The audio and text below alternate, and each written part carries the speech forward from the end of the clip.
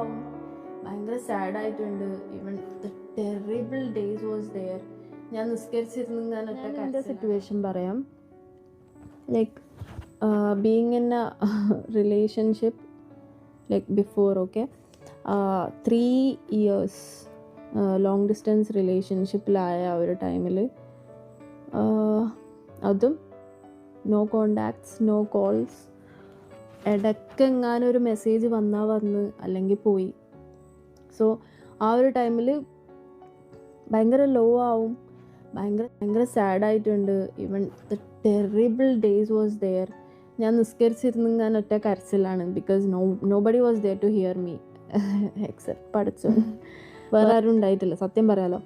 അപ്പോൾ ആ ഒരു ടൈം ഉണ്ടായിട്ടുണ്ട്. പക്ഷെ ബിക്കോസ് എന്നെ സ്നേഹിക്കുന്ന ആൾ എൻ്റെ അടുത്ത് ഇല്ലാത്തതിൻ്റെ ആ ഒരു വേദന ഞാൻ ആ 3 വർഷം ഞാൻ അനുഭവിച്ചിട്ടുണ്ട്. അത് ഇവളും അനുഭവിച്ചിട്ടുണ്ട് കേട്ടോ. പക്ഷെ എനിക്ക് എക്സ്ട്രീം ആയിരുന്നു. എനിക്ക് കുറേ മാരേജ് പ്രപ്പോസൽസും കാര്യങ്ങളൊക്കെ വന്നിട്ടുണ്ടായി. ആൻഡ് മോർ ഓവർ ഇപ്പോൾ ഞാനാണെങ്കിലും ഒരു കോളേജിലാണെങ്കിലും മിക്സ്ഡിലായിരുന്നു പഠിക്കുന്നുണ്ടായിരുന്നത്. അവിടെ നിന്നാണെങ്കിലും പ്രപ്പോസൽസും കാര്യങ്ങളൊക്കെ എനിക്ക് വരലുണ്ടായിരുന്നു. അപ്പോൾ നമ്മൾ മിക്സ്ഡ് പഠിക്കുമ്പോൾ നമ്മൾ അങ്ങോട്ടും ഇങ്ങോട്ടും നോട്ടവും കാര്യങ്ങളും ഒക്കെ ഉണ്ടാവുമല്ലോ. എനിക്കാണെങ്കിൽ ഭയങ്കര സഫോക്കേഷൻ ഫീലായിരുന്നു. ആലോചിച്ചൊക്കെ എനിക്ക് ആരോടും പറയാൻ പറ്റൂല, ആരും അറിയുന്നില്ല, ആരോട് പറയുന്നു, ആരും ഫ്രണ്ട്സ് ഇല്ല, ക്ലോസ് ആയിട്ട് ആരുമില്ല.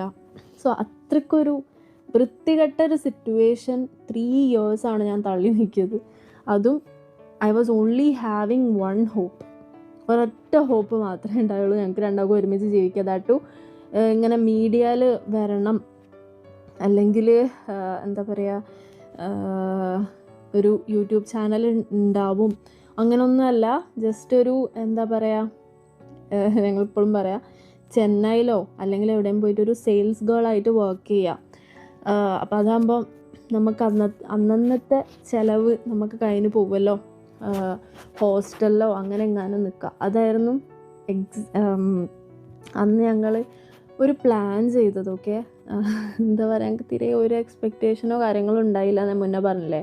അപ്പോൾ ആ ഒരു ടൈമിൽ ഞങ്ങൾ അത്രയും സ്ട്രഗിൾ ചെയ്തിട്ടുണ്ട്. സ്ട്രഗിൾ എന്ന് പറഞ്ഞാൽ എന്താ പറയുക, ഞാൻ ചില സമയം എനിക്ക് എന്താ പറയുക, ഞാൻ നിന്ന വീട്ടിൽ എനിക്ക് എൻ്റെ സ്വന്തം ഒരു റൂം ഉണ്ടായിട്ടുണ്ട്. പക്ഷേ ഞാൻ അവിടെ പോകുന്നത് കരയാൻ മാത്രമായിരിക്കും. കരയാൻ പൊട്ടിക്കരഞ്ഞിട്ടുണ്ട്. എൻ്റെ ഈ ഒരു നെർവ്സ് ഇല്ലേ, എൻ്റെ ആ നെർവ്സ് വരെ പെയിൻഫുള്ളായിട്ടുണ്ട്. അത്രക്കും എന്താ പറയുക, കരഞ്ഞ് ഞാൻ ആക്ച്വലി കരയാത്തൊരു ദിവസം ഉണ്ടായിട്ടില്ല ഈ 3 വർഷത്തിലൊക്കെ when we was in long distance relationship.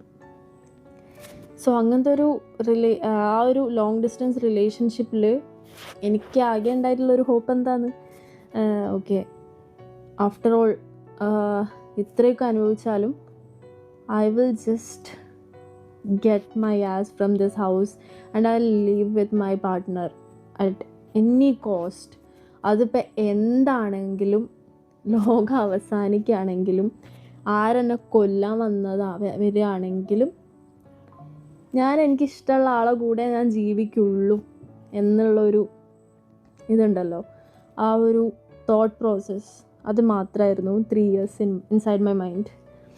അതിൻ്റെ ഇടയിൽ ഈ ഒരു 3 yearsൽ എന്താ പറയുക, കുറേ ആൾക്കാരെ എന്താ പറയുക എന്നെ കാണിക്കാൻ നോക്കിയിട്ടുണ്ട്. അതായത് പ്രപ്പോസൽസും കാര്യങ്ങളുമായിട്ട്, മാരേജ് കാര്യങ്ങളൊക്കെ ആയിട്ട് വന്നിട്ടുണ്ടായി. But unfortunately nothing happened. Marriage ആവട്ടെ, കാര്യമാവട്ടെ, ഞാൻ ഭയങ്കര പ്രാർത്ഥനയായിരുന്നു. എന്താ അറിഞ്ഞൂടാ, പഠിച്ചവൻ പ്രാർത്ഥന അപ്പം സ്വീകരിച്ച്. മാരേജും കാര്യങ്ങളൊന്നും നടക്കൂല, വന്നാലും എന്തെങ്കിലും കാരണത്താൽ മുടങ്ങും. So we all should have that hope inside us. We all should have that strength വേണം. എത്ര ലെറ്റ് ഔട്ട് ചെയ്താലും കരഞ്ഞാലും നമുക്ക് ഇതൊരു അവസാനമല്ല. എന്തെങ്കിലും ഒരു തുള്ളി ഹോപ്പ് വേണം. That's it.